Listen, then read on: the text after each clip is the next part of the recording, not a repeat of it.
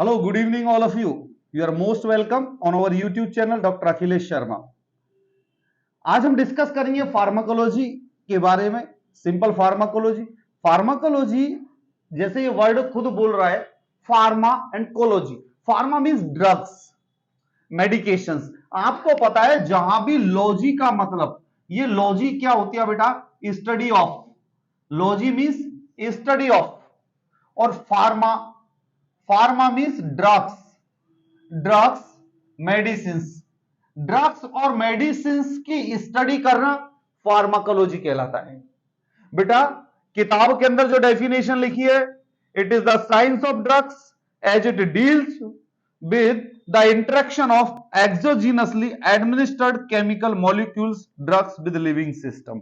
एक सिंपल सी दूसरी भाषा में हम ये कह सकते हैं कि study of the drugs, study of the chemicals, study of the medicine, study of the medicines which are useful to relieve some physiological symptoms.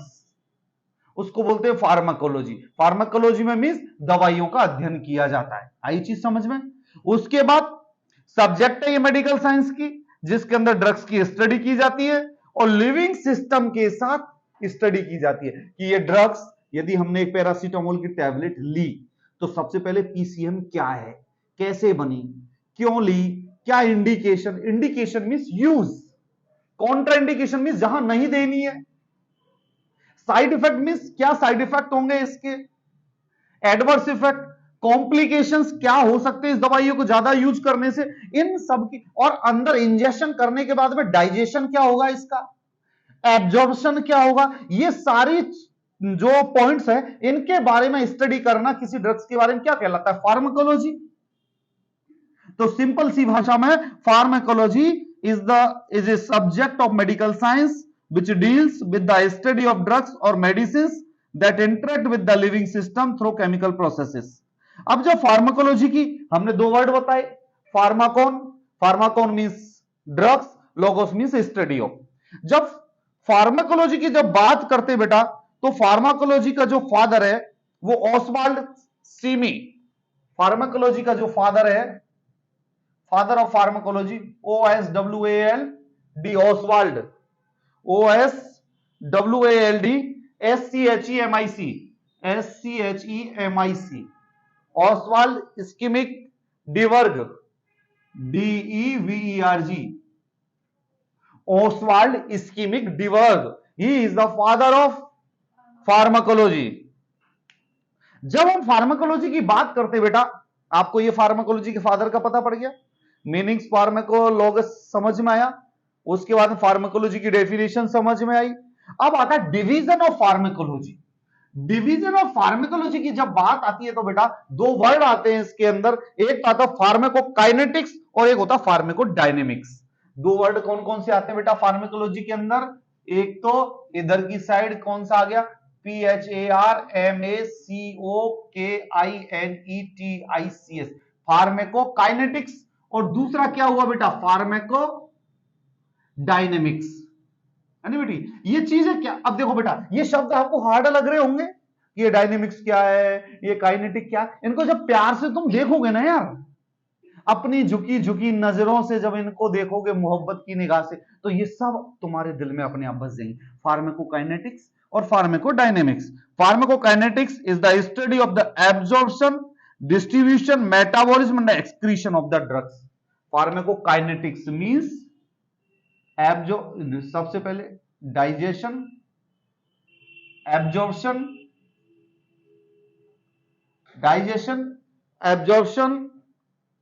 Metabolism, digestion, absorption, metabolism, distribution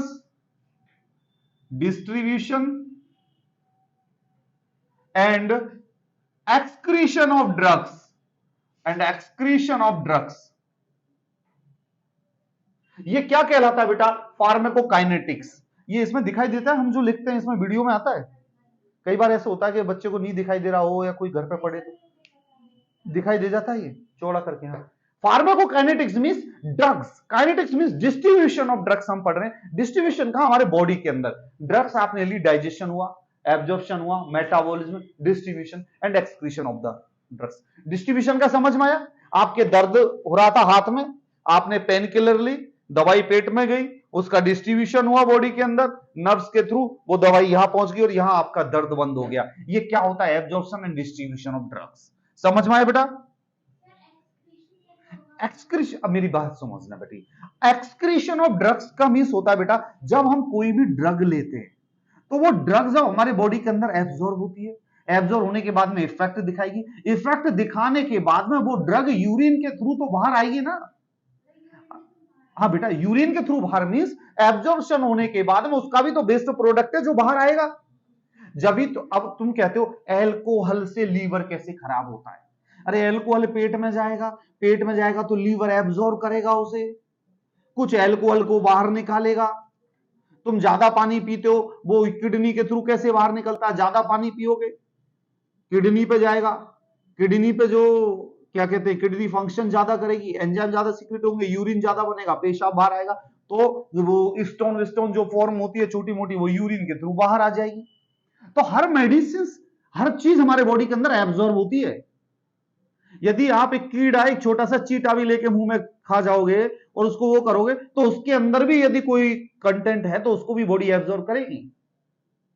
यही तो एब्जॉर्प्शन है। खाना खाया तुमने रोटी, और रोटी के थ्रू आपको body को एनर्जी मिली, और उसने जो चीज कंटेंट थी, जब भी तो कहते हैं अच्छी अच्छी चीजें लेनी चाहिए।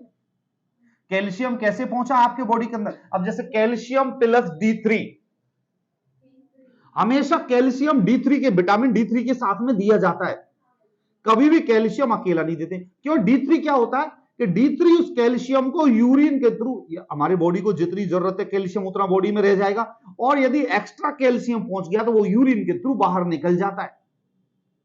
तो इस कारण कैल्शियम हमेशा D3 के साथ लेना चाहिए।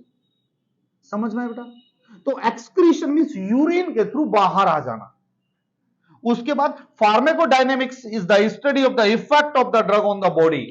फार्माकोडायनेमिक्स का मतलब है बेटा study of the effect of the drugs on the body. Means हमारे बॉडी के ऊपर ड्रग का क्या इफेक्ट है, हमारे बॉडी के ऊपर। अरे ड्रग ली हमने, कैसे इफेक्ट आया, उस कंडीशन को, उसका मैकेनिज्म ऑफ एक्शन क्या है, ये क्या कहलाता है? फार्माकोडायनेमिक्स। इसके अंदर क्या कर लेते हैं बेटा? Mechanism of action, mechanism of action. अरे बेटा आपको गले में इन्फेक्शन हो गया, थ्रोट इन्फेक्शन, आपको डॉक्टर ने ली, लो बेटा एंटीबायोटिक एजिथ्रोमाइसिन लेना, आपने एजिथ्रोमाइसिन की टैबलेट खाई, टैबलेट गई आपके पेट में, पेट के बाद आपके छोटी आंतों बड़ी आंतों के through, large intestine small intestine के थ्रू एब्जॉर्ब हुई, एब्जॉर्ब होने के बाद में वो आपके थ्रोट तक पहुंची कैसे? ब्लड स्ट्रीम के थ्रू एब्जॉर्ब हुई, ब्लड में मिली, पूरे बॉडी के अंदर ब्लड सर्कुलेट हुई। तो जहां भी आपको एजिथ्रो, जहां भी उनको लगा कि यहाँ पे बैक्टीरिया या वायरस जिसके अगेंस्ट में एजिथ्रो को काम करना चाहिए, वो वहां जाके काम करेंगे। तो ये क्या हुआ? Mechanism of action. ड्रग्स का क्या एक्शन है आपके बॉडी के अंदर, ठीक है बेटा? उसके बाद ये दोनों शब्द समझ में आए। फार्माकोलॉजी क्या होती है? Pharmacokinetics. Pharmacokinetics means digestion, absorption, metabolism, distribution and excretion of the drugs is known as pharmacokinetics, and pharmacodynamics is the study of the drugs on the body या mechanism of action। बेटा एक line में dynamics means mechanism of action, दवाई का क्या असर होता है, कैसे काम करती, समझ में आ रहा है मेरे दोस्त? पूछ लेना, नहीं समझ में आए तो। Understand, very nice. Study of the effect of the drug on the body. यदि पता बेटा, सुनो, इस किताब के अंदर आधा पन्ना लिखा हुआ है किसी चीज के बारे में, आप इतना सा याद कर लो, एक लाइन आपके दिमाग में बैठ जाएगी, एक लाइन। अब मैं कभी भी आपसे पूछूं सर ये बताइए फार्माकोडायनेमिक्स क्या होता है, sir mechanism of the action होता है कि कोई भी ड्रग्स हमारे बॉडी के अंदर कैसे इफेक्ट करती है और क्या एक्शन करती है और कहां कहां कैसे एक्शन होता है, ये कहलाता मैकेनिज्म ऑफ एक्शन। इसको हम फार्माकोडायनेमिक्स बोलते हैं। और फार्माकोकाइनेटिक्स क्या बोलते हैं? तो आप बोलेंगे सर जो हम दवाई लेते हैं उसका हमारे बॉडी के अंदर डिस्ट्रीब्यूशन, एब्जॉर्प्शन, एक्सक्रीशन और डाइजेशन जो होता है, इस पूरे प्रोसेस, मेटाबॉलिज्म, ये पूरे प्रोसेस को मिला के हम फार्माकोकाइनेटिक्स बोलते हैं। तो ये चीज समझ में आई, मजे से याद हुई। ये शब्द को थोड़ा सा देखना, स्पेलिंग लिखी 2 बार, ये याद हो जाएगी आपको, ये चीज समझ में आई। अब आता ड्रग्स एंड मेडिसिन। अब फार्माकोलॉजी के अंदर दो, मतलब जो मेन चीज आती है वो आती है ड्रग्स, कि ड्रग्स है क्या है। अब सुनना मेरे बेटे, ड्रग्स है क्या है? सबसे पहले तो ड्रग्स, अब तुम ड्रग्स ये मत कह देना सर जी जो उड़ता पंजाब में लेते हैं वो drugs, no no no, drugs. अब सुनना बेटी मेरी बात, ड्रग्स की डेफिनेशन मैंने किताब में नहीं देखी अभी तक, लेकिन मेरा दिमाग जो कहता है ड्रग्स क्या है, drugs is a chemical agent या substance which is helpful in relieving the physiological symptoms या एबनॉर्मल फिजियोलॉजिकल सिम्टम्स कर दो और क्लियर हो जाएगा। देखो बेटी आपको भी पता है ड्रग्स क्या होती है, केमिकल एजेंट है, ये केमिकल है, पीसीएम एक केमिकल है, वो केमिकल है, वो दवाइयां, ड्रग्स जब भी तो कहते ज्यादा नहीं लेनी चाहिए, दवाइयां आपको जरूरत है तो लीजिए, दवाइयों के ऊपर डिपेंड मत होइए, क्योंकि every medicine is having their contraindication, complication and side effect. हर एक दवाई का साइड इफेक्ट होता है। जैसे मेरी माता जी एक बार आई तो मेरी माता जी, ओ मेरा सर दुख रहा है, तो मैंने कहा अरे अच्छा सर दुख रहा है, मैंने उनको लेके कैल्शियम की टेबलेट दे दी, मैंने बोला ये लो तुम्हारे दर्द की दवाई। मैंने थोड़ी देर बाद पूछा अच्छा कैसा दर्द, बोला आराम आ गया। वो साइकोलॉजिकली डिपेंडेंट होके बैठे हुए कि मुझे ये चाहिए। इसको क्या बोलते हैं मैं बताऊंगा, इसका वर्ड है प्लेसिबो या कुछ ऐसे तरीके से बोलते हैं, प्लेसिबो करके कुछ ऐसे बोलते हैं, प्लेसिबो मींस उनको दे देते हैं, इसको मैं बोलूंगा पेन हो रहा होता है उन्हें मेडिकेशन, वैसे ही कोई एंटीबायोटिक या विटामिन मल्टीविटामिन दे दी जाती है, हाँ एनएस सिरिंज में डाल के दी जाती है, इसको प्लेसिबो थेरेपी बोलते हैं। बाकी मैं क्लियर करके बता दूंगा अभी। तो फिर ड्रग्स क्या, एक केमिकल एजेंट, ये कब लेते हैं, is relieving the abnormal physiological symptoms. यदि बॉडी में पेन हो रहा है, गड़गड़ हो रहा है, दर्द हो रहा है, डायरिया हो रहा है, क्रैम्प्स आ रहे हैं, सर दर्द हो रहा है, तो आप दवाई लेंगे ना बेटा। तो ये डेफिनेशन समझ में आई आपको, आप नॉर्मल में तो नहीं लेंगे। जैसे एक बार मेरे से किसी एग्जामिनर ने पूछा था, मैं प्रैक्टिकल दे रहा था फर्स्ट ईयर की में, कि आप क्या बताना चाहोगे बताओ बेटा, मैंने बोला सर किसी भी सब्जेक्ट में से पूछ लो, बोला नहीं कोई सब्जेक्ट बताओ, मैंने सर फंडामेंटल में से पूछो, बोला कोई टॉपिक बताओ, मैंने बोला सर केयर में से पूछ लो, क्योंकि केयर इजी पड़ती है ना, कि हेयर केयर का क्या फायदा है, कि sir hair care is helpful in relieving the stress, hair care is providing comfort, free for pediculosis, जुएं नहीं पड़ती उसके लिए होती है, नींद अच्छी आती है, कूल एनवायरनमेंट रहता है, बाल स्मूथ शाइनिंग और लंबे करने के लिए, ये उद्देश्य ये पूछते हैं। प्रोसीजर प्रैक्टिकल कराएगा तो टाइम लगेगा, तो बाय बाय इतने में ही खत्म हो जानी। तो उसमें पहला क्वेश्चन करा कि care, what is care, what is care, care की डेफिनेशन किताबों के अंदर नहीं है। अब अचानक ये आपके आईक्यू अकेला किताब में डेफिनेशन नहीं है कहीं भी। मैंने बोला care is a process, care is a process which is to provide a helpless patient for improve their health status। बोला वेरी गुड जॉब, क्योंकि केयर आप किसकी केयर करोगे, जो हेल्पलेस, जो खुद की केयर नहीं कर सकता, उसी की तो केयर करने के लिए तुम्हें बुलाएगा as a nurse. which care is a process which is provide for a helpless patient, जो खुद की नहीं कर सकता, to improve her health status, उसके हेल्थ स्टेटस को इंप्रूव करने के लिए आप उसके जाके केयर करते हो, यही तो एक केयर का प्रोसीजर। अब बेटा ड्रग्स की डेफिनेशंस, अब WHO ने क्या दिए रखी है definition, drug is any substance और product which is used or intended to be used to be modify or explore physiological systems or pathological states for the benefit of recipient। recipient means लेने वाला, दवाई लेने वाला। Recipient कौन होता है, अरे आप मेरे वैक्सीन लगा रहे हो तो मैं रेसिपिएंट हो गया ना, रिसीव करने वाले को रेसिपिएंट बोला जाएगा। एक और डेफिनेशन दे रखी है, a drug is any substance that altars physiologic function with the potential of affecting health. जो कोई सिम्टम्स हमारे हेल्थ को अफेक्ट करते, उन सिस्टम से रिलीव करने के लिए जो केमिकल ली जाती है उसको ड्रग्स कहते हैं। और medicine, medication is a substance used in the diagnosis, treatment, cure, relief or prevention of health alteration। अब मेडिकेशन क्या, नाखून मत खाओ मेरे बेटे, मेडिकेशंस, मेडिकेशंस मींस ऐसे chemicals, chemicals used for diagnosis, treatment, used for diagnosis, treatments, cure, treatment, cure and relief, cure and relief or prevention of health alteration, relief or prevention of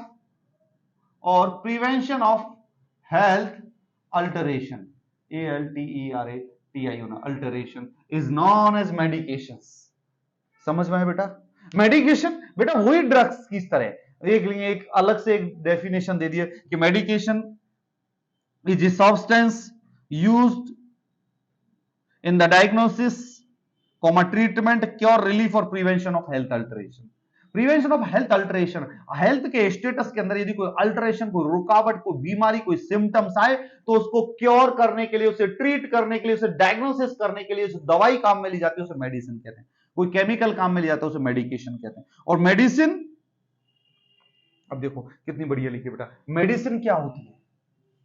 अरे इन तीनों का मतलब एक ही है बेटा, इन तीनों का मतलब एक ही है। लेकिन कई किताब वालों ने आजकल क्या कर दिया, इंडियन राइटर्स ने, मैं बता दूं आपको, इंडियन राइटर्स जितने भी हैं, मोस्टली मैं कई राइटर्स बहुत अच्छे भी हैं, मैं उनकी तारीफ भी करता हूं। हमारे कई राइटर्स ऐसे हैं जिनके पास कुछ भी नहीं है, वो क्या करते हैं, 5-6 बुक्स को ले लिया और 5-6 बुक्स का कंटेंट निकाल के अपनी एक किताब निकाल दी। अब ड्रग्स की जगह एक ही मेडिसिन की डेफिनेशन बहुत थी, लेकिन अब क्या हुआ भाई, मेडिसिन की 3 डेफिनेशन, मेडिकेशन की अलग, मेडिसिन की अलग, ड्रग्स की अलग, क्योंकि किसी किताब में ड्रग्स के नाम से दी होगी, किसी किताब में मेडिसिन है, किसी किताब में मेडिकेशन के नाम से। अब जब मेडिसिन की बात आती है कि मेडिसिन क्या होती है, MEDICINE, मेडिसिन, मेडिसिन मींस दवाई। Medicine defined as a substance, it is a substance, substance का मतलब बेटा पदार्थ, agent, chemical, substance used to promote health, used to promote, used to promote health, used to promote health, to prevent illness, health, to prevent illness, to prevent illness, to diagnose, to diagnose, to diagnose, to alleviate, to alleviate,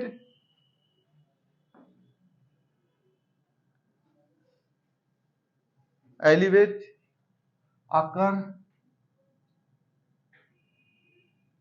to alleviate disease कर दो बेटा, to alleviate occurrence of disease, occurrence of disease, occurrence means आना, occurrence means आना। बेटी आप इस dictionary को develop करो ना यार, इन शब्दों का मतलब देखो। कई बार कई बच्चे आते हैं, बोलते हैं सर इसका स्पेलिंग नहीं आता, इसका, अरे भाई मां के पेट से कोई नहीं सीख के आता कि कोई सीख के आया हो। जो टीचर पढ़ा रहे, अच्छे से अच्छे टीचर को लेकर लाना, उसने भी इसी दुनिया से सीखा है। आप भी तो सीख सकते हो यार। आपको जैसे बेटा इसको हिंदी में पढ़ेंगे, इट इज ए सब्सटेंस, यह एक सब्सटेंस होता है यूज टू प्रमोट, जो कि प्रमोट करता है हेल्थ को, प्रिवेंट करता है इलनेस को। प्रमोट मींस आगे बढ़ाना, प्रिवेंट मींस रोकना, और टू डायग्नोस मींस डिजीज को डायग्नोस करता है।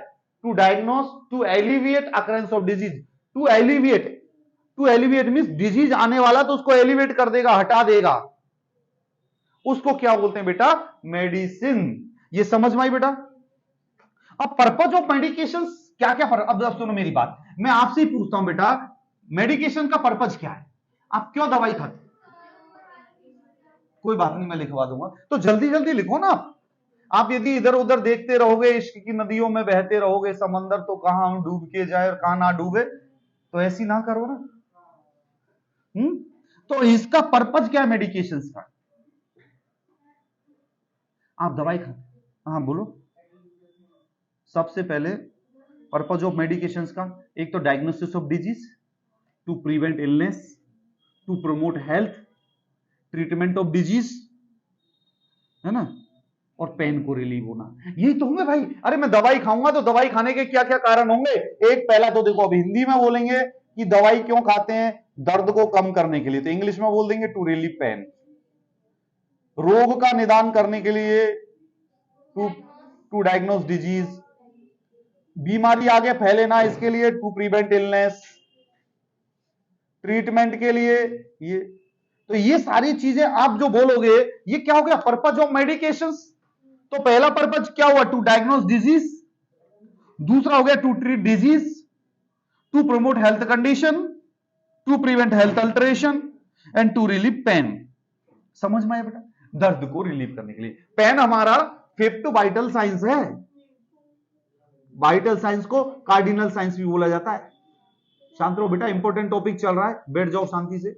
पेन को वाइटल साइंस या कार्डिनल साइंस भी बोला जाता है।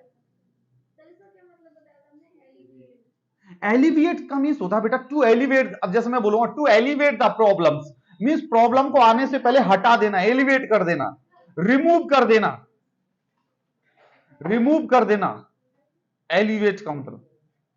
अब आता है बेटा ड्रग्स। जब हम ड्रग्स की जब बात करते हैं तो नेम ऑफ द ड्रग्स दो तरीके के होते हैं बेटा, एक तो होता है केमिकल नेम और एक होता है generic name. Name of the drugs. अब आपको कोई बताए कि नेम ऑफ द ड्रग्स कितने होते हैं, तो एक तो होता है बेटा केमिकल नेम। बेटा बात मत करो, मैं मन से पढ़ा रहा हूं, मेरे को गुस्सा आ जाएगी। केमिकल नेम और दूसरा होता है जेनेरिक नेम। केमिकल नेम और जेनेरिक नेम।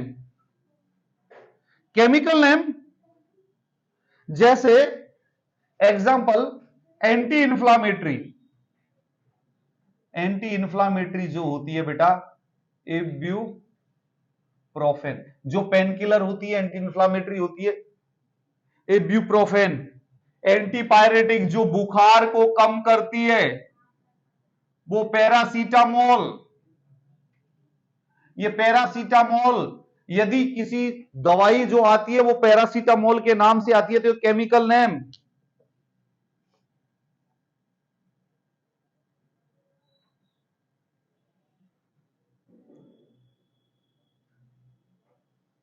बेटा जेनेरिक नेम नहीं, एंटी ये एग्जांपल लिखो, anti inflammatory agent इब्यूप्रोफेन।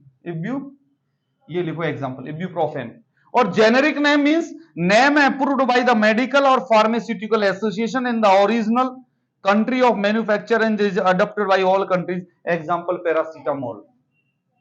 Example paracetamol. Generic नाम मींस जो केमिकल जिस नाम से वो आया है, जो कंटेंट उसके अंदर डाला हुआ है, उसी नाम से वो दवाई आए। जैसे केमिकल नेम के अंदर तो एंटी इंफ्लामेटरी जो ड्रग्स इब्यूप्रोफेन, और generic name approved by the medical और pharmaceutical association in the original country manufactured is adopted by the all countries. Means generic means जो कॉमन नाम है, कॉमन जो उसकी ब्रांड है, कॉमन जो नाम है उसको पैरासीटामोल से। अब जैसे मेरी बात सुनना बेटा, गवर्नमेंट क्या कर रही है, जेनेरिक मेडिकेशंस को बढ़ावा दे रही है। जेनेरिक मेडिकेशंस मींस आप जाओगे पीसीएम पैरासीटामोल का पत्ता लेने के लिए, आपको 2 रुपए का पत्ता मिल जाएगा 10 टैबलेट का, और वहीं आप वो पीसीएम का पत्ता केमिकल नेम को या दूसरी उसको ट्रेड नेम भी बोलते हैं बेटा। केमिकल नेम और ये तो जेनेरिक नेम तो एक जैसे हो गए। दूसरा आ गया ट्रेड नेम। ट्रेड नेम के अंदर मींस कंपनी का जो नाम हो गया सिप्ला। Example Crocin. क्रोसिन क्या हो गया, किसी कंपनी ने, हमारे जो सिप्ला रेनबेक्सी जो बड़ी बड़ी कंपनियां उन्होंने वही पीसीएम को अपनी ब्रांड के साथ जोड़ के आगे निकाल दिया। इसको क्या बोलते हैं बेटा, ट्रेड नेम।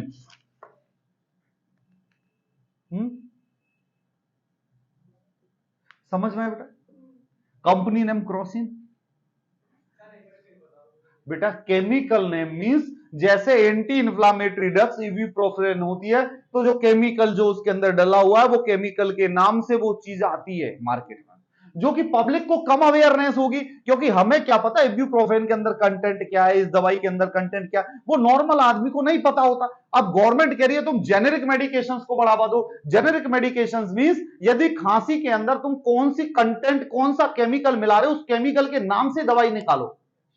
जैसे अरे हमारे हिंदुस्तान के अंदर कम से कम 70% पॉपुलेशन को पता है कि बुखार आते पीसीएम लेनी चाहिए। तो क्यों ना हम पैरासीटामोल के नाम से दवाई निकाले, तो वो सस्ती भी होगी, कमीशन भी नहीं देना पड़ेगा। जब भी तो आजकल चल रही है ना प्रधानमंत्री वाली जो दुकानें चल रही है, वहां पे जेनेरिक दवाइयों को बढ़ावा दिया जाता है, क्योंकि we are from the poor country. हमारे यहां पर डायरिया से भी लाखों बच्चे मर जाते हैं साल भर, जिन बच्चों को ओआरएस का पैकेट नहीं मिल पाता। ओआरएस के पैकेट की कीमत क्या समझ रहे हो आप? नॉर्मल सरकारी अस्पताल में ओआरएस का पैकेट आता है छोटा सा, पुराना सा, बेकार सा, ब्राउन ब्राउन कलर का वो पैकेट आता है। उसको मार्केट में तुम जाओगे 5 रुपए का मिल जाएगा। और वही ओआरएस आजकल फ्रूटी की तरह आने लग गया, जो 50-60 रुपीज का आता है, 40-50 की समथिंग आता है, 50 रुपीज का ओआरएस। जबकि उस फ्रूटी के अंदर तो 250 ml या 200 ml आता होगा। वो ओआरएस का पैकेट आप 1 लीटर पानी में मिलाओगे ना तो वो 1 लीटर बन जाएगा। तो क्या हो रहा है, कंपनी का नाम जुड़ते, ट्रेड नेम आते, उसकी कॉस्टिंग बढ़ जाती है। जबकि गवर्नमेंट को यह पता है कि हमारी पॉपुलेशन पुअर है, वो एफर्ट नहीं कर पाती, तो जेनेरिक मेडिकेशंस को बढ़ावा दो। जेनेरिक मेडिकेशंस का मतलब है बेटा उनका जो केमिकल कंपाउंड है उसके नाम के साथ बेचो उनको। समझ में आई बेटी? उसके बाद ड्रग फॉर्म्स, कि ड्रग कौन कौन से फॉर्म में होती है बेटा? अरे लिक्विड और सॉलिड तो 2 हो गई, बाकी और 2-4 इस किताब वाले ने लिखा है तो इसको हम देख लेते।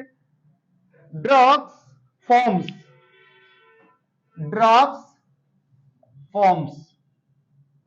जब ड्रग्स फॉर्म्स की बात आती है तो सबसे पहले आता है एक्वस सॉल्यूशन। सबसे पहले कौन सा आता है? Aqueous solution. एक्वस सॉल्यूशन क्या होता है बेटा? Drug dissolve in water. यदि कोई ड्रग पानी के अंदर डिसॉल्व हो जाती है तो उसको क्या बोलते हैं? Aqueous solution. समझ में बेटा? जो ड्रग पानी के अंदर डिसॉल्व हो जाएगी उसको क्या बोलेंगे? Aqueous solution. समझ में आ गया? उसके बाद एक्वस सस्पेंशन, वन और more drugs finely divided in liquid such as water. Aqueous suspension, देखो बेटा ये अलग अलग शब्दों का अलग अलग खेल है ना। दूसरे में एक्वस सस्पेंशन, सस्पेंशन का मतलब आपको इतना लिखने की जरूरत नहीं है, ये मैं आपको बता देता हूं। एक्वस सस्पेंशन का मतलब क्या होता है? जब आप पानी और दवाई को मिलाते हैं तो उसमें पानी अलग दिखाई दे जाता है और दवाइयां नीचे अलग दिखाई दे जाती है, उसको बोलते हैं एक्वस सस्पेंशन। जैसे कई बार सिरप आती है ना तो उसको हिला के लेना होता है, क्योंकि वो हिलाने से मिक्सचर हो जाती है, वरना उसका पानी ऊपर चढ़ जाएगा, दवाई नीचे रह जाएगी। उस कंडीशन को क्या बोलते हैं? Aqueous suspension. एक होता है कैपलेट। कैपलेट किसको बोलते हैं बेटा? Tablet coated with gelatin that's get dissolved in the stomach. Caplet means tablet coated with dissolve, caplet CAPLET, tablet covered with gelatin. अब ये सब एब्जॉर्ब कहां होंगे? स्टोमक के अंदर जाके। इसको क्या बोलते हैं बेटा? कैपलेट। और दूसरा होता है कैप्सूल। कैप्सूल तो पता होगा, बहुत लेते हैं। कैप्सूल ए मेडिकेशन, जिलेटिन कंटेनर। अब बेटा सुनना, कैपलेट के अंदर तो क्या होता है? वो दवाई जो आपकी जो टैबलेट है उसके ऊपर कवर होता है जिलेटिन का यूं चढ़ा हुआ। बेटा एक जो ऊपर से वो जो कैप्सूल आता है तो ऊपर से जो प्लास्टिक वाला वो रहता है ना जिलेटिन, उसको जिलेटिन बोलते हैं। जो डिसॉल्व होता है, जो मोस्टली कई बार तो प्लांट से एनिमल्स की चर्बी से बनाया जाता है, कई जगह इस तरीके से होता है, स्टार्च होता है। वो चिकना चिकना होता है, वो कि पहले आपकी बॉडी में जाएगा, पहले वो डाइजेस्ट होगा, उसके बाद वो अंदर से अपने केमिकल रिलीज करता है। तो जिलेटिन जो उसकी आउटर कवरिंग होती है उसको बोलते हैं, जो कि डाइजेस्टेड होता है। कैप्सूल क्या होता है बेटा? ये जिलेटिन का क्या होता है? एक pouch. Pouch means covering, container बोल सकते हो इसको। अरे भाई कंटेनर ही तो हो गया, कैप्सूल ऐसा हो गया कंटेनर जिसके अंदर दवाई भर दी, ढक्कन लग गया। तो कैप्सूल क्या होता है? एक कंटेनर ऑफ जिलेटिन। ठीक है बेटा, जिलेटिन कंटेनर। ये 2 तरीके के होते हैं, हार्ड शेल्ड कैप्सूल जो कि मोस्टली ड्राई पाउडर और इंग्रेडिएंट ड्राई के लिए। कैप्सूल कौन सा हो गया? दो तरीके हो गए, एक तो हो गया हार्ड जिलेटिन वाला, एक हो गया सॉफ्ट। हार्ड किसके लिए बेटा? पाउडर के लिए, जिसके अंदर पाउडर भरा होता है। जैसे नॉर्मली सांस की बीमारियों में जो रेप्सूल देते हैं, कैप्सूल देते हैं, वो हार्ड रहते हैं। सॉफ्ट जो अंदर जल्दी जाए और जल्दी जाके आपके यहां डिसॉल्व हो जाए, उसको क्या बोलते हैं बेटा? Soft shelled capsule. ठीक है बेटा। नेक्स्ट होता है एलेक्सियर, ELIXIER, ELIXIER, एलेक्सियर।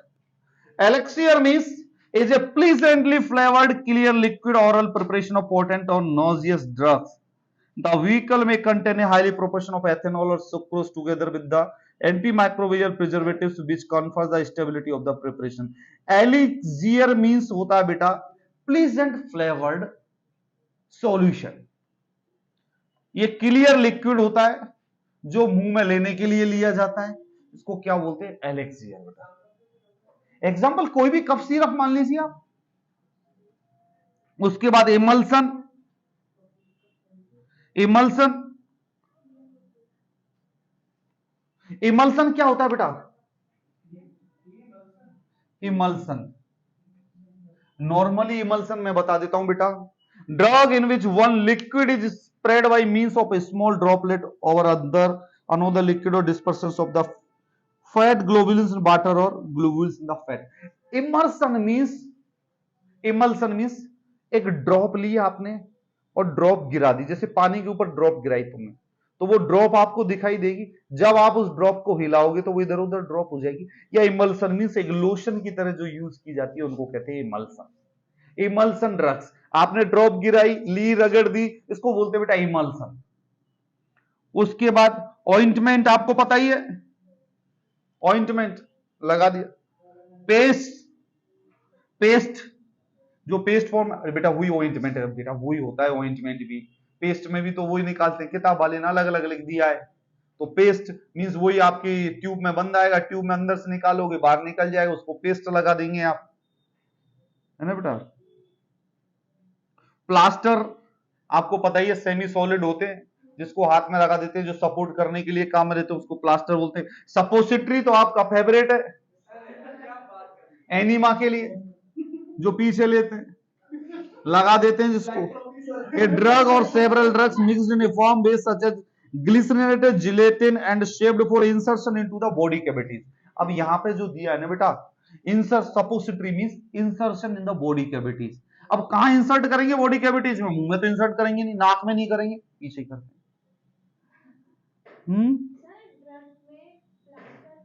क्या बेटा?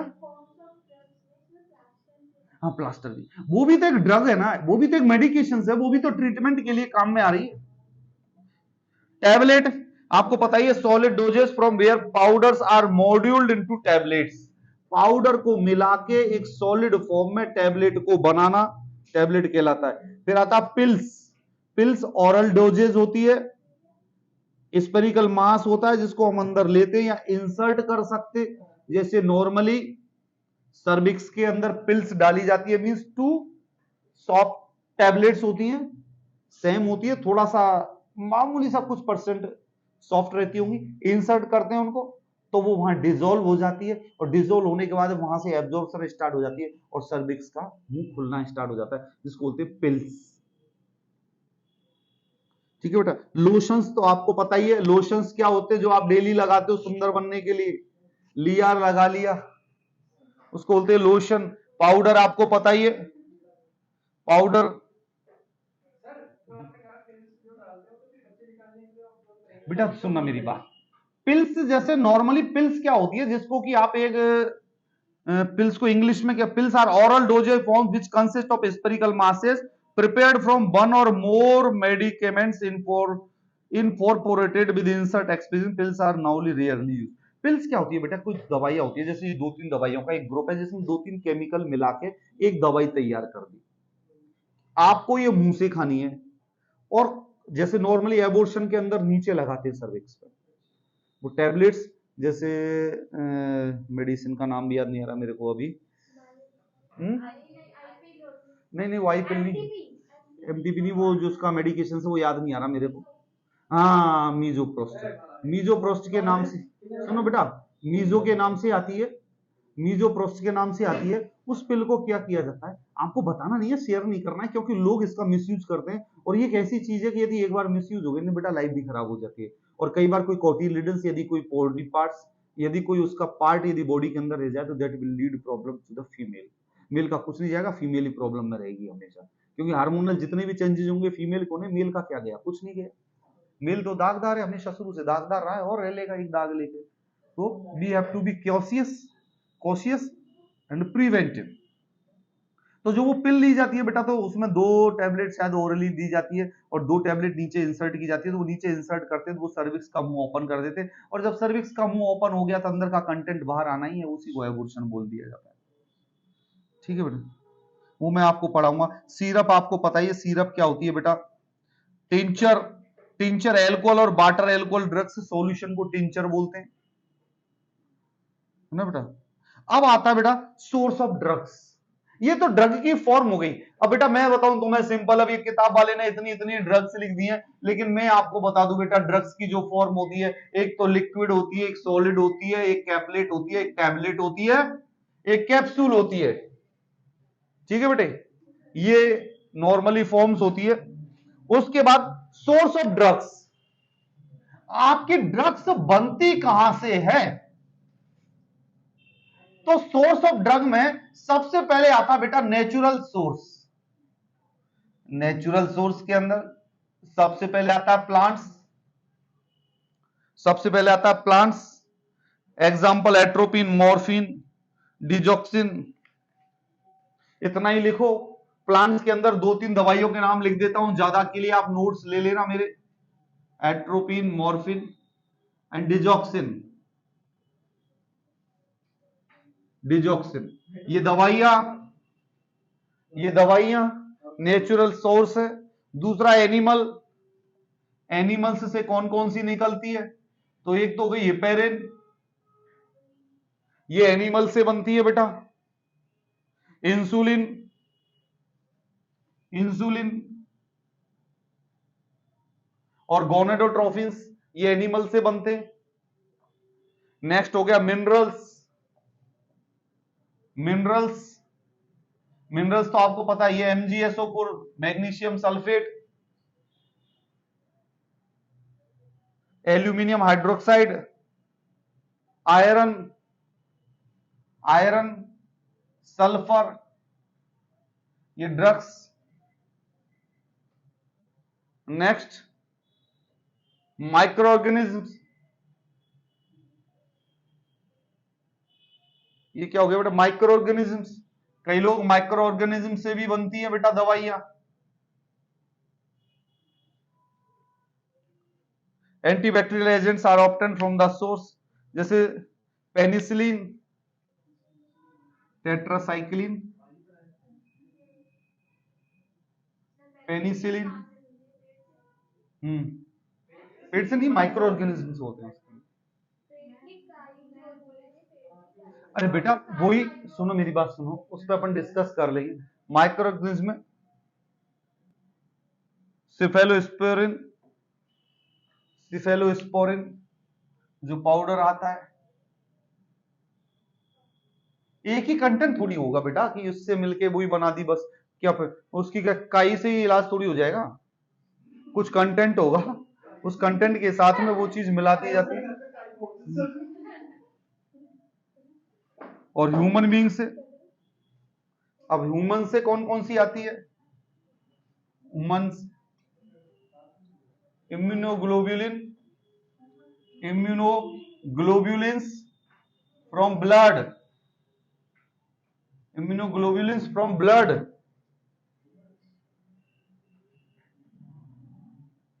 growth hormone from anterior pituitary, growth hormone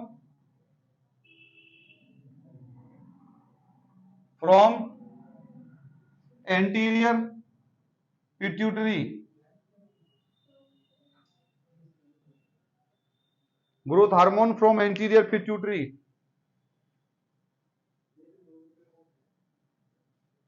समझ में बेटा? ये जो ड्रग्स है ये यहां से प्राप्त होती है। सोर्स ऑफ ड्रग्स ये है बेटा, नॉर्मली प्लांट से एट्रोपिन, मॉर्फिन, डिजॉक्सिन, एनिमल से heparin, insulin, minerals MgSO4, iron, sulphur, ये तो आपको पता ही है। मिनरल्स, माइक्रो ऑर्गेनिज्म के अंदर टेट्रासाइक्लिन, सिफेलोस्पोरिन और पेनिसिलिन। उसके बाद ह्यूमन बीइंग, ह्यूमन बीइंग से, ह्यूमन बीइंग से immunoglobulins from blood, growth hormone from anterior pituitary, growth hormone anterior pituitary से ये जो ड्रग्स यहां से प्राप्त की जाती है। दूसरा होता है सिंथेटिक, ये हो गया नेचुरल सोर्स। दूसरा हो गया सिंथेटिक, SYNTHETIC। दूसरा कौन सा हो गया बेटा? Synthetic, SYNTHETIC। Synthetic means most drugs are now synthesized. Example: quinolones, omeprazole, sulfonamides, or perineum or neostigmine. Many drugs are obtained from cell culture, like urokinase from cultured kidney cells. Many drugs are obtained from. Synthetic means जो बाहर से प्राप्त की जाती है. Synthetic means like obtained from cell culture, obtained from cell culture, cell culture से प्राप्त की जाती है. Like urokinase, example urokinase from kidney cells. हमारी किडनी की सेल्स से यूरोकाइनेज प्राप्त की जाती है.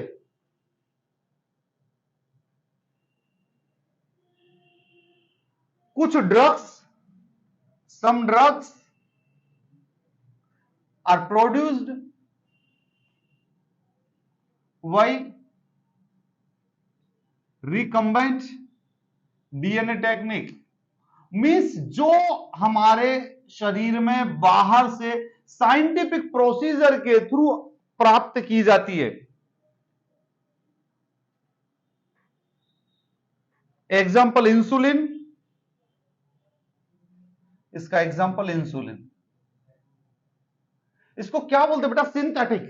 जो हमारे बॉडी के अंदर सिंथेसिस करके अचीव की जाती है, बॉडी के जो डीएनए टेक्नोलॉजी के थ्रू, बॉडी के कंटेंट के थ्रू जो अचीव की जाती है बेटा, उसको सिंथेटिक बोलते हैं. और दूसरी जो होती है वो प्लांट्स से बोलते हैं, एनिमल से बोलते हैं. ये जो हमारे ड्रग्स हैं तो बेटा ये सोर्स ऑफ ड्रग्स कहलाते हैं. अब जो दूसरी जो चीज आती है हमारे क्लासिफिकेशन ऑफ ड्रग्स की जब बात करते हैं बेटा, क्लासिफिकेशन ऑफ ड्रग्स की जब हम बात करते हैं तो ड्रग्स को बहुत सारे बेस्ड पे क्लासिफाई किया गया है. जैसे classification of drugs, classification of drugs, classification of drugs की जब हम बात करते हैं तो ड्रग्स को बहुत सारे फैक्टर्स के बेस्ड पर क्लासिफाई किया गया. पहला तो आता है केमिकल नेचर के बेस पर. पहला तो क्या हो गया बेटा? केमिकल नेचर के बेस पर. Chemical nature means pain killer है ये दवाइयां सेडेटिव है, ये दवाइयां एनाल्जेसिक्स है, ये दवाई एंटीपायरेटिक है. तो ये ग्रुप बना दिया ना.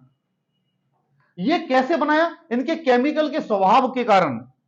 दूसरा, सोर्स कहां से प्राप्त की जाती है उसके बेस पे बना दिया है. तीसरा, मोड ऑफ एक्शन, कौन सा कहां एक्शन करती है उसके हिसाब से. चौथा, साइट ऑफ एक्शन, मींस कोई रेस्पिरेटरी सिस्टम पे अफेक्ट करेगी, कोई नर्वस सिस्टम पे अफेक्ट करेगी, कोई हमारे डाइजेशन के अंदर, कोई हमारे स्टोमक के अंदर अफेक्ट करेगी, उसके बेस पे मोड ऑफ एक्शन हो गया. थेराप्यूटिक यूजेज के बेस पर.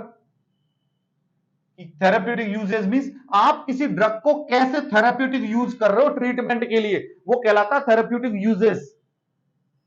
नेक्स्ट जो आता है बेटा, फिजियोलॉजिकल सिस्टम, किस फिजियोलॉजिकल सिस्टम के ऊपर इफेक्ट आ रहा है उसके बेस पे आप ड्रग्स को क्लासिफाई करते हैं. नेक्स्ट जो सेवंथ आता है बेटा, physical effects. Physical effects means आपके बॉडी के ऊपर किसका इफेक्ट्स क्या होता है, इस फिजिकल इफेक्ट्स के बेस पे हम करते हैं बेटी. ये चीज समझ में आई आपको?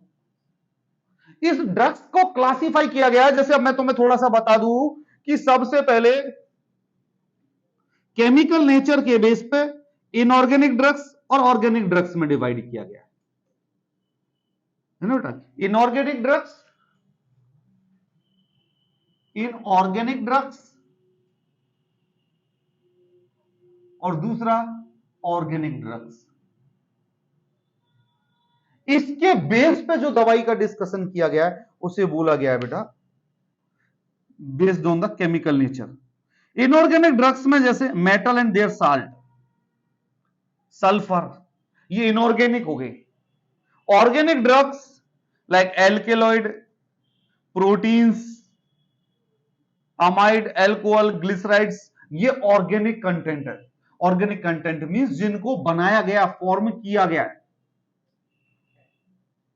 सोर्स के बेस्ड पे बेटा नेचुरल सोर्स और सिंथेटिक सोर्स में तो आपको पता ही है, मैंने नेचुरल सोर्स से कौन कौन सी दवाइयां प्राप्त की जाती है वो मैंने लिखाई है, सिंथेटिक से मैंने आपको बताई है कौन कौन सी है। Based on target organ, target organ means जैसे कुछ ड्रग्स हमारे रिप्रोडक्टिव सिस्टम पे अफेक्ट करती है, जैसे ऑक्सीटोसिन और सिंटोसिन, ऑक्सीटोसिन और सिंटोसिन। जैसे नॉर्मली प्रेग्नेंट मदर्स होती है, बेबी डिलीव कर दिया तो सिंटो चला देते हैं ना, बोतल में रख के सिंटो लगा दो, पहले 2 एम्प्यूल फिर 4 ऐसे कुछ एम्प्यूल सिंटो लगा देते हैं। वो सिंटो क्या करती है कि वो यूट्रस की मसल्स को कॉन्ट्रैक्ट होने में और अंदर से जो उसके अंदर जो क्या कहते हैं कॉन्ट्रैक्ट होने में हेल्पफुल होती है। तो हर एक रिप्रोडक्टिव ऑर्गन के लिए वो ड्रग्स बन गई।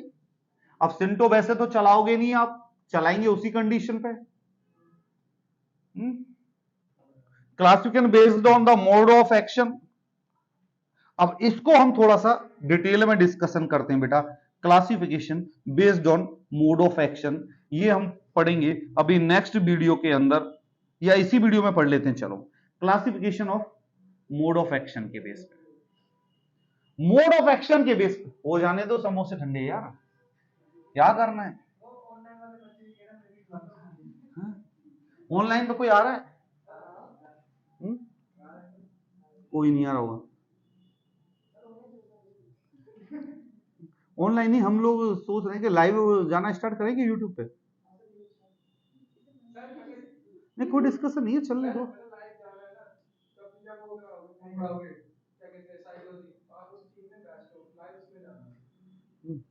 चलो रोको इसको। तो अब हम जब डिस्कशन कर रहे हैं, होता क्या बेटा, सुनो मेरी एक बात सुनो। बेस्ट दुनिया में बहुत कुछ हो सकते हैं, हर कोई हो सकता है, कौन कौन हो सकते हैं ये क्या अलग चीज है। बेस्ट का मुद्दा तो देखो, दुनिया में एक से एक ब्रिलियंट की कमी नहीं है, लेकिन हम क्या कर सकते हैं। यदि कोई एक फूहड़ वीडियो बनाएगा तो उससे उसका लॉस होगा, यदि कोई देखेगा उससे तो। लेकिन यदि कोई हमारी वीडियो देखेगा तो फायदा जरूर होगा, ये तो पक्की बात। और कंटेंट अच्छा दे रहे, डिटेल में दे रहे, पढ़ने लायक दे रहे, पढ़ाई करो, क्वेश्चन से तो पूछो, शेयर करो। जब बेटा classification based on the mode of action, तो सबसे पहले एक्शन के बेस पे सबसे पहले जो आता है एनाल्जेसिक्स। एनाल्जेसिक्स क्या होता है? Pain killer. अब इसमें क्या लिख सकते हो आप? Drugs those are used for to relieve the pain. Drugs which are used for to relieve. ये तो बेटा नहीं, उसमें ना classification based on mode of action, classification based on mode of action. तो सबसे पहले एनाल्जेसिक्स मींस जो दवाइयां आपके दर्द में आराम देती है, जो पेन को रिलीव करती है, उनको एनाल्जेसिक्स बोला जाता है। दूसरा होता है anaesthetics. Anaesthetic, anaesthetic means loss of sensation. जो ड्रग्स आपके सेंसेशन को कम करती है, आपको बेहोश करती है, उनको बोला जाता है एनेस्थेटिक ड्रग्स। नेक्स्ट होता है बेटा एंथेल्मेंटिक्स। ANTHELMINTIC। एंथेल्मेंटिक, एंथेल्मेंटिक मींस जो आपके बॉडी में वॉर्म्स, कीड़े कीटाणु हैं, उनको मारती है, उसको क्या बोलते हैं? एंथेल्मेंटिक। एंटीपायरेटिक होती है एक, एंटीपायरेटिक रिड्यूस फीवर, बुखार को जो कम करती है उसको एंटीपायरेटिक बोलते हैं बेटा। उसके बाद एंटीडोट्स, एंटीडोट्स, एंटीडोट क्या होता है बेटा? एंटीडोट्स नहीं, एंटीडोट्स एचआईवी के लिए नहीं बेटा। एंटीडोट्स क्या होता है बेटा कि कोई ड्रग आपने ले ली ज्यादा क्वांटिटी में, तो उस ड्रग का इफेक्ट खत्म करने के लिए आप दूसरी चीज लगाते हो, तो उसको बोलते हैं एंटीडोट्स। इंग्लिश में बोलेंगे बेटा substance used to counteract the effect of poison. आपके अभी इंजेक्शन लगा, आपको तुरंत आपके बॉडी पर रेशेस पड़ने लग गई, खुजली चलने लग गई, आपने तुरंत उसका एंटीडोट मींस एबिल लगा लिया आपने। एबिल ने क्या काम किया? एंटीडोट का काम आपका। एंटीडोट मींस उस ड्रग का काउंटर अटैक किया और उसके इफेक्ट को, साइड इफेक्ट को रोक दिया। ये क्या कहलाता है बेटा? एंटीडोट्स। दूसरा बेटा एंटी इन्फेक्टिव, जो इन्फेक्शन को कम करते हैं उनको एंटी इन्फेक्टिव। ये तो वर्ड खुद बोल रहा है, एंटी इन्फेक्टिव मींस इन्फेक्शन को कम करने वाली दवाइयां एंटी इन्फेक्टिव कहलाती हैं। एंटी इन्फ्लामेटरी, जो इन्फ्लामेशन को कम करती है। इन्फ्लामेशन, अब इन्फ्लामेशन के सिम्टम्स क्या होते हैं बेटा? कई बार ये पूछा जाता है कि इन्फ्लामेशन के symptoms, redness, swelling, heat, pain, और एक और नहीं, जो मधुमक्खी काटती है ना, उस मधुमक्खी के काटने से जो सिम्टम्स वहां पैदा होते हैं वो सारे इन्फ्लामेशन के सिम्टम्स होते हैं। रेडनेस, हीट, टच करना पेन से, वो नहीं, पेन से टच करना नहीं, touch, pain, pain after touching, है ना, हीट, स्वेलिंग, रेडनेस। ठीक है बेटा, ये सारे जो सिम्टम्स है ये क्या कहलाते हैं बेटा? हमारे इन्फ्लामेशन के सिम्टम्स। इन्फ्लामेशन को कम करने के लिए जो दवाई या काम में ली जाती है, जैसे मैंने बताया ना, ibuprofen, it is an anti inflammatory drugs which is helpful in relieving the inflammation. Understood man? Next, anticoagulant. Anticoagulant, coagulant means थक्का जमाना, और एंटीकोगुलेंट मींस जो थक्का जमने से रोकती है उसको क्या बोलते हैं? एंटीकोगुलेंट। एग्जांपल बेटा heparin, HEPARIN, heparin. Antihistamines, antihistamine, antihistamine जो ड्रग्स कौन सी होती है? टू प्रिवेंट और रिलीव एलर्जीज। जो एलर्जीज मैंने बताई ना आपको, कौन? ANTIHISTAMIN, मैंने आपको बताया ना बेटा, फेनेरामाइन मैलिट, इसको एबिल, जो एलर्जी को रोकती है इसको बोलते हैं एंटीहिस्टामिन। एंटासिड, जो आपके पेट में एसिडिटी हो रही है, एसिड के सीक्रेशंस हो रहे उनको रोकती है, उसको क्या बोलते हैं भाई? एंटासिड। हाँ, एंटासिड जो ड्रग्स आपके एसिड सीक्रेशन को रोकती है, आपके बॉडी के अंदर एसिड को कंट्रोल करती है, उसको एंटासिड बोलते हैं। एंटी कन्वल्सेंट, जो कन्वर्सेंस को रोकती है, इसके नोट्स में प्रोवाइड कर दूंगा आपको, फोटो खींच लें। सुनो बेटा, एंटीबायोटिक्स, तो फिर मैं जल्दी जल्दी समझा देता हूं। एंटीबायोटिक्स, जो कन्वल्सेंट मींस बेटा दौरे आना, एंटी कन्वल्सेंट मींस जो दौरे को आने को रोकती है। एंटीबायोटिक्स जो आपके ग्रोथ ऑफ द ऑर्गेनिज्म को जो रोकती है उसको एंटीबायोटिक्स बोलते हैं। एंटी डायरेटिक्स जो डायरिया को रोकती है उसको एंटी डायरेटिक्स बोलते हैं। एंटीट्यूसिव, एंटीट्यूसिव, एंटीट्यूसिव, ये बताओ क्या होता है एंटीट्यूसिव?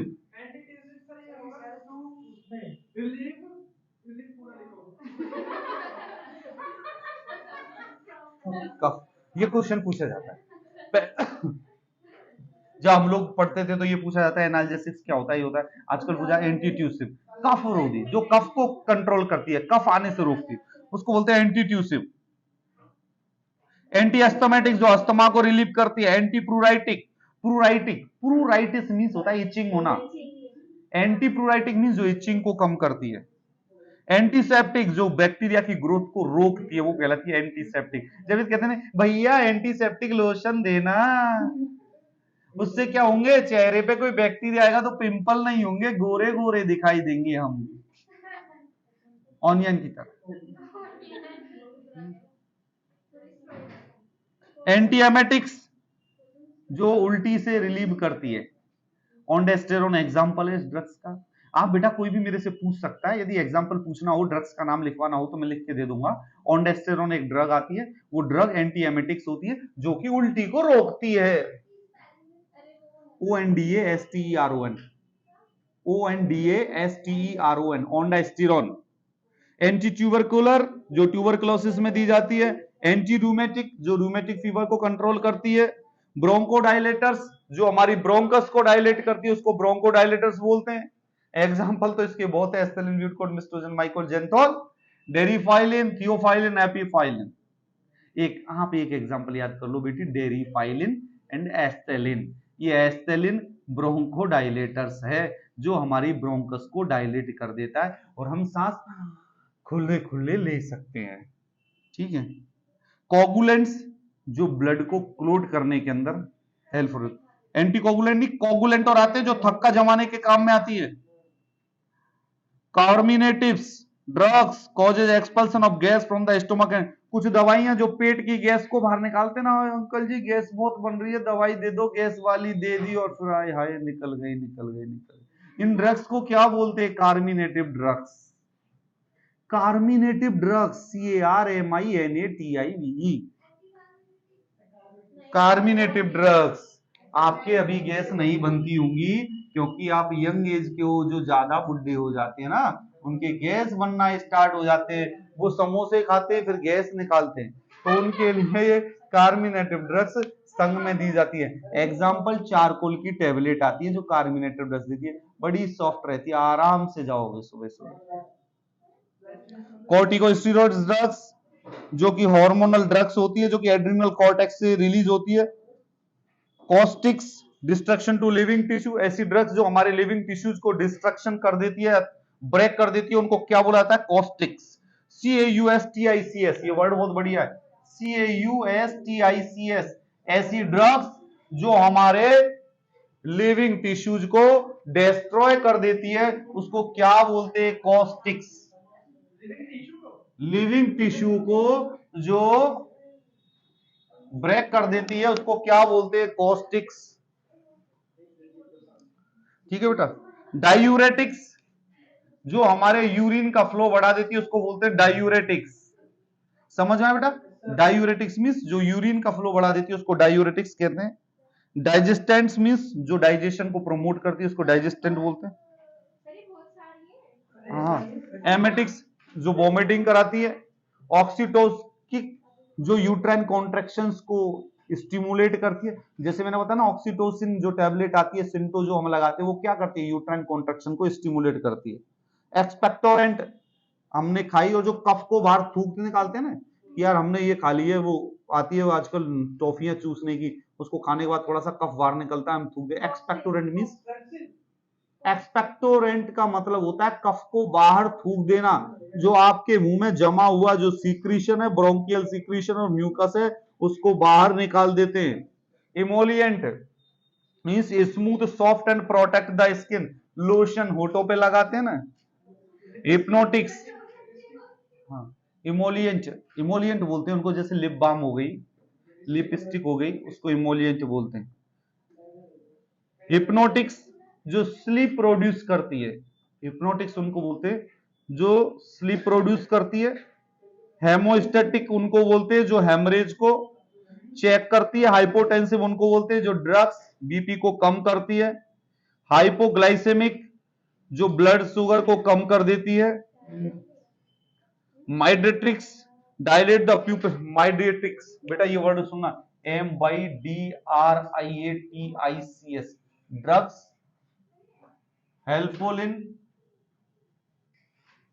डायलेशन ऑफ प्यूपिल, इसको क्या बोलते हैं बेटा? माइड्रेटिक्स। समझ में आया बेटा?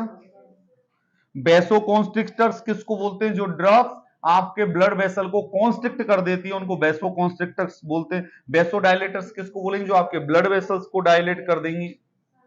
स्केबिसाइड्स किसको बोलते हैं? स्केबीज के ट्रीटमेंट में जो दवाई आती है वो स्केबिसाइड्स। सेडेटिव्स कौन सी होती हैं? जो दवाई आपको नींद आने के लिए दी जाती है उनको सेडेटिव्स बोलते हैं। नेजल डीकंजेस्टेंट जो आपकी नाक को रिलीव करती है उसको नेजल डीकंजेस्टेंट बोलते हैं। ट्रैंक्यूलाइजर्स जिसका काम इफेक्ट आपके नर्वस सिस्टम पे जाता है।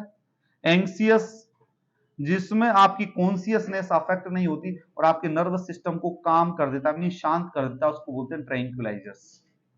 ठीक है बेटा, ये हमारे फंक्शंस के ऊपर बेस्ड पर ये क्लासिफिकेशन हुआ। एक और बच रहा है इसमें, मायोटिक्स ये तो माइडेटिक्स तो मीन्स डायलेशन ऑफ प्यूपिल, और एक और होता है बेटा मायोटिक्स। मायोटिक्स क्या होता है? कॉन्ट्रैक्ट द प्यूपिल, जो प्यूपिल को कॉन्ट्रैक्ट करता है उसको क्या बोलते हैं बेटा? मायोटिक्स। समझ में बेटा? उसके बाद में बेस्ड ऑन थेरेप्यूटिक यूज, तो थेरेप्यूटिक यूज में तो माइक्रोबियल, एंटी एमेटिक, एंटी डायरिकल्स, ये क्लासिफिकेशन दिया हुआ है। Classification based on physiological system के ऊपर समझाया गया है। उसके बाद classification based on physical effect के ऊपर दिखाया गया है। अब आता है बेटा effects of drugs on the body. जब हम ड्रग्स के जब इफेक्ट की बात करते हैं बेटा, तो बॉडी के अंदर सबसे पहले आता है थेरेप्यूटिक इफेक्ट। थेरेप्यूटिक इफेक्ट का मतलब होता है ट्रीटमेंट के लिए जो आपने दवाई ली, तो वो ट्रीटमेंट की तरह आपके बॉडी से वो सिम्टम्स को रिलीव कर दे, उसको कहलाता है थेरेप्यूटिक इफेक्ट। दूसरी जो चीज है बेटा एडवर्स इफेक्ट, मींस एक ऐसा इफेक्ट जो थेरेप्यूटिक इफेक्ट के अगेंस्ट में हो, जो आपके स्वास्थ्य को खतरा कर दे, उसको बोला जाता है एडवर्स इफेक्ट। समझ में आया बेटा?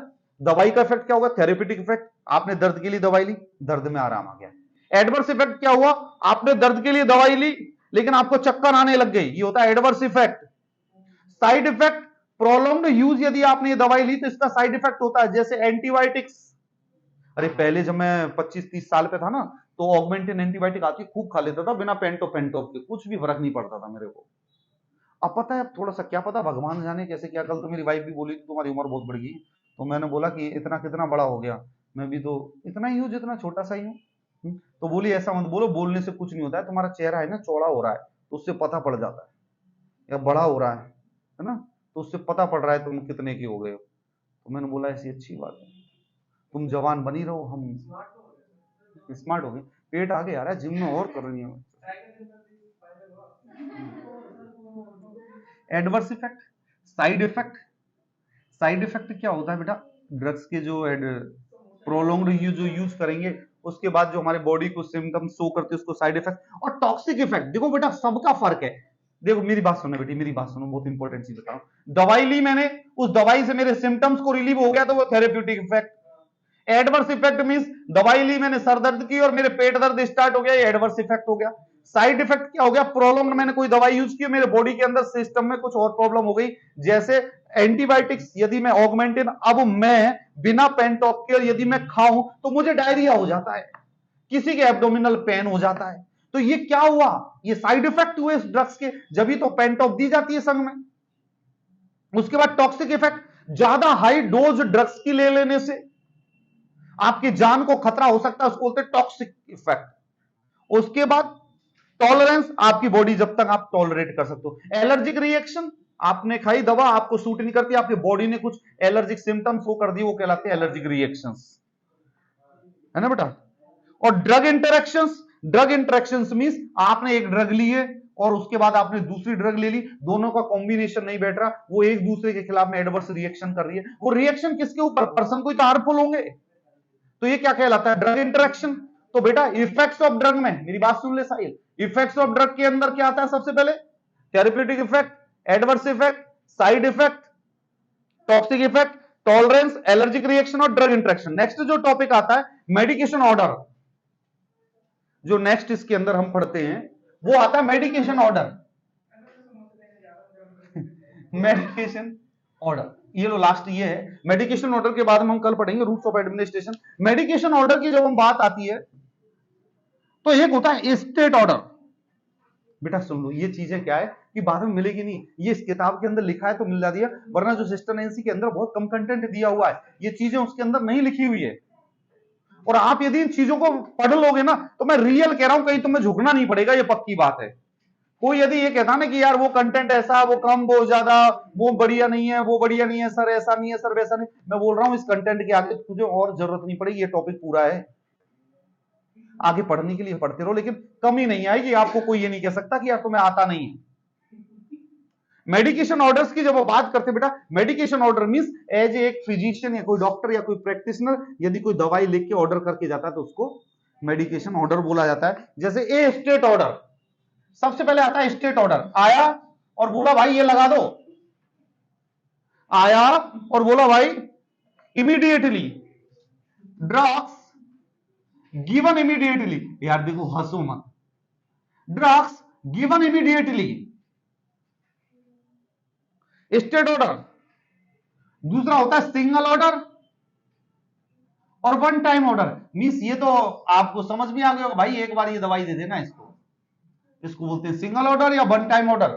तीसरा जो आता है standing order, standing order, standing order क्या होता है, एग्जांपल इंजेक्शन मोनोसेफ 1 ग्राम आईवी 7 डेज, ये हो गया स्टैंडिंग ऑर्डर, 7 दिन दीजिए इसको। और PRN order, PRN order as और needed order, example injection Emeset लगा दो भैया, उल्टी आ रही है मरीज को, मेरे से बोला ऑपरेशन चल रहा है, इसको ट्रामाडोल लगा दो, पेन किलर। अब मुझे पता है ट्रामाडोल से वॉमिटिंग आती है तो संग में एमसेट लगाना पड़ेगा। ट्रामाडोल पेन किलर है, थोड़ा बहुत दर्द किसी को होता है तो उसको बोबेरोन इंजेक्शन लगा दिया जाता है, डिक्लोफेनिक लगा दिया जाता है। कोई सीवियर क्रैम्प्स लाइक यदि कोई पेन हो रहा है तो उसको ट्रामाडोल लगाते हैं। ट्रामाडोल वॉमिटिंग इंड्यूस करता है, उस वॉमिटिंग को रोकने के लिए एमसेट लगाया जाता है? ट्रामाडोल से चक्कर तो अब कमजोर बच्चा है तो सब कुछ उसी से आ जाना, ट्रामाडोल से चक्कर नहीं आते, पेन में रिलीफ मिलता है। यदि आप उसका फ्लो ज्यादा करेंगे तो वो अलग अलग रिएक्शन दे सकता है, लेकिन ट्रामाडोल के अंदर वॉमिटिंग आती है, उस वॉमिटिंग को कम करने के लिए इंजेक्शन एमसेट लगाया जाता है जो वॉमिटिंग को कंट्रोल करता है। पहले एमसेट लगाएंगे फिर ट्रामाडोल, वरना पेशेंट उल्टी करेगा। ये ड्रग्स दी जाती है। Parts of a drug order, drug order के अंदर क्या क्या लिखा होता है, full name of the client, patient का पूरा नाम, डेट एंड टाइम जब ऑर्डर लिखा है, name of the drug, dose, frequency और सिग्नेचर ऑफ द पर्सन। अरे भाई किसको देना है, कब देना है, कितनी डोज में देना है, कहां देना है, किस रूट से देना है, ये सब लिखा होना चाहिए, नीचे साइन होनी चाहिए, जब तो आप दवाई देंगे। तो ये हमारा बेटा जो आज हमने पढ़ा, ये मेडिकेशंस फार्माकोलॉजी का एक कॉमन और एक छोटा सा डिस्कशन है। कल हम पढ़ेंगे रूट्स ऑफ एडमिनिस्ट्रेशन। जो लोग हमारे साथ जुड़ना चाहे जुड़ सकते हैं, आप लोग शेयर करना चाहे कर सकते हैं, तो हमारा ड्रग्स का चैप्टर कंप्लीट हो जाएगा। और बाकी की हमारी वीडियोस को देखने के लिए और हमें सपोर्ट करने के लिए हमारे YouTube channel doctor Akhilesh Sharma को सब्सक्राइब करें, शेयर करें और बता दें। Thank you so much.